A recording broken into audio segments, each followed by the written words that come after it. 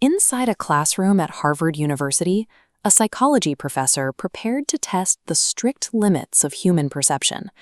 He set a tightly sealed glass bottle on his desk, told his 50 students it contained highly pungent ammonia gas, and pulled the stopper. He asked them to raise their hands the moment they caught the scent. Within 2 seconds, the front row reacted.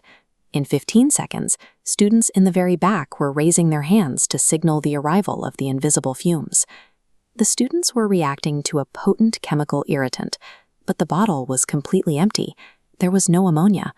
Their biology was responding to a sensory reality manufactured entirely by their belief. These physiological triggers are common in high-stress environments.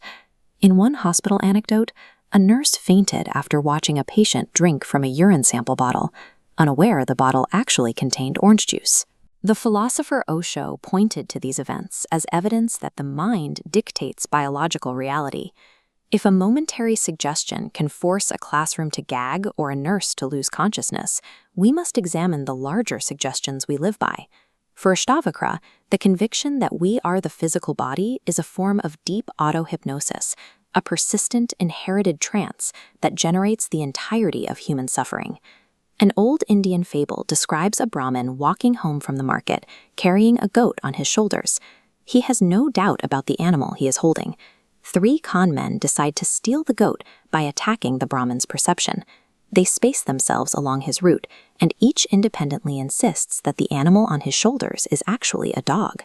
After the 3rd man expresses shock that a Brahmin would carry a dog, the traveler doubts his own senses. He abandons the goat and flees, convinced his eyes and hands have deceived him. Society performs the same maneuver on us. Institutions, traditions, and dogmas label us as limited, physical, and flawed beings until we internalize those labels as our definitive identity. The 19th century mystic Ramakrishna provided a documented look at how far a belief can override physical reality. For 6 months, Ramakrishna practiced the identity of a female companion to the divine. He dressed, spoke, and thought as a woman, completely excluding his male identity from his consciousness. His body physically conformed to this mental state. His voice modulated to a higher register, and his chest developed. Most notably, his body began exhibiting the physical signs of a monthly menstrual cycle. This indicates that the physical body functions as malleable hardware. When the mind's software is rewritten with enough intensity, the biology follows. The ancient sage Ashtavakra argued that we are not the physical entity that experiences hunger, aging, and death. He introduced the concept of the Sakshi, the witness. This is the unmoving observer of the body's sensations that remains unchanged regardless of the body's pain or pleasure. However, attempting to reach this state through intense meditation or self-discipline creates a new problem. The effort itself builds a new mental cage. Think of a man who buys a magic amulet to stop his fear of ghosts. He no longer fears the ghosts, but he is now consumed by a new, paralyzing fear of losing the amulet. Seeking spiritual improvement often results in trading one set of anxieties for another. To strive for freedom is to reinforce the belief that you are currently a prisoner. Ramakrishna eventually faced the challenge of breaking the final illusion of separation. He spent years in deep devotion to the goddess Kali. His guru, Totapuri, realized that this beautiful attachment was a form of dualism. It kept Ramakrishna separated from the unified truth he sought.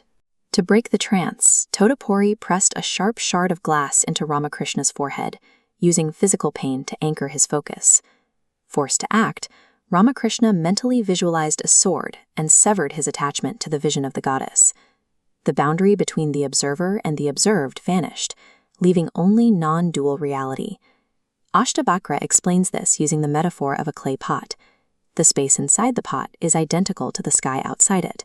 When the clay shatters, the sky is never broken. It was only ever temporarily contained. This mirrors the school experiment where students' success or failure was dictated entirely by whether the teacher declared the test to be easy or impossible. The declaration itself set the limit. Ashtavakra rejects the need for lifelong spiritual labor. Liberation is found in the immediate present. By shattering our auto-hypnosis, we stop acting as the container and recognize that we are the infinite sky.